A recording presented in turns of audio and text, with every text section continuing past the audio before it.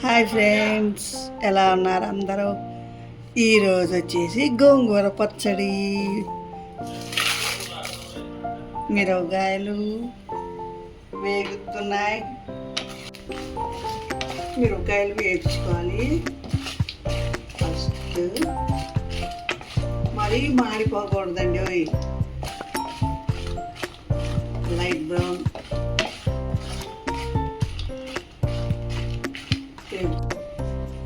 ఇప్పుడు ఏం చేస్తున్నాము? మిరపకాయలని వేయించుకొని ప్లేట్లో తీసుకోవాలి. తర్వాత గోంగూర వేసుకోవాలి కొంచెం.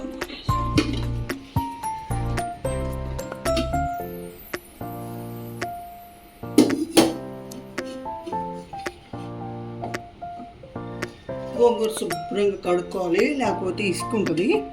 బాగా 3-4 సార్లు కడగాలి నీళ్ళలో. బాగా శుభ్రంగా కడిగిన తర్వాత దీంట్లో నీళ్లు పోయేటట్టు పెట్టుకొని తర్వాత వేపించుకోవాలి.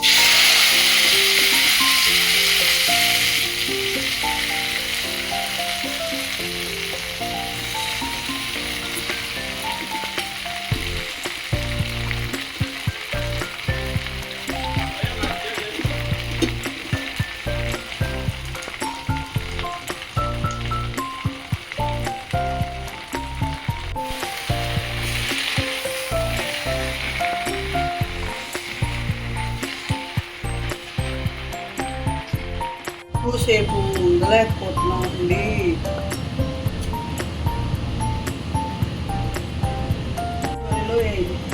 వేయించాలి నూనెలో గోంగూరను. గోంగూరని వేయించాలి. ఓకే.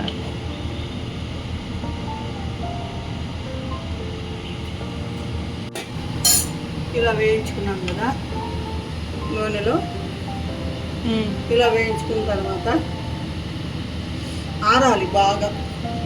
ఆరిన తర్వాత ఇందాక వేయించుకున్నాం కదా ఎండుమిర్చి, ఆ ఎండుమిర్చి ఇది అన్ని మిక్సీ కొట్టుకోవటమే. ఇందాక వేయించుకున్న ఎండుమిర్చి ఉంది కదా, దాంట్లో వెల్లుల్లి వేసుకోవాలి. అంటే మనకి ఎంత తింటామో అంత టేస్ట్ని బట్టి. తర్వాత కరివేపాకు చాలా హెల్దీ కదమ్మా హెయిర్కి. కానీ కరివేపాకు వేసుకోవచ్చు, మన ఇష్టం. ఎక్కువ వేసుకుంటే బాగుంటుంది, ఫ్లేవర్ టేస్ట్ బాగుంటుంది కరివేపాకు. అంతే. సాల్ట్ వేసుకొని మిక్సీ చేసుకోవాలి.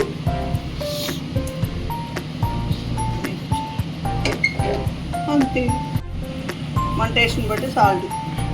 గోంగూర అంటే కొంచెం ఎక్కువే పట్టింది సాల్ట్. చాలా పోతే మళ్ళీ వేసుకోవచ్చు లేదు చూసి. ఆయిల్ వేసుకొని ఎండుమిర్చి, పచ్చిశనగపప్పు, మినపప్పు, ధనియాలు, తాలింపు గింజలు, ధనియాలు వేసుకోవాలి. బాగుంటుంది ధనియాలు, ఆవాలు, ఇవన్నీ కొంచెం తాలింపు వేయాలి. పప్పులన్నీ వేగిన తర్వాత కరివేపాకు వేయాలి.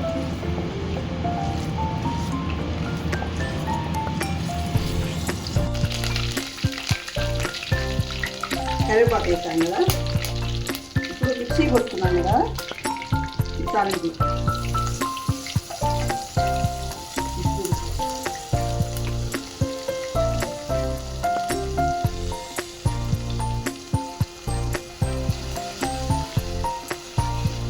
గోంగూర పచ్చడి రెడీ. వెరీ టేస్టీ అండ్ యమ్మీ. రైస్లో సూపర్ ఉంటుంది. వేడి అన్నంలోకి గోంగూర పచ్చడి వేసుకొని కొంచెం నెయ్యి వేసుకొని తింటే ఉంటుంది నా సామిరంగా.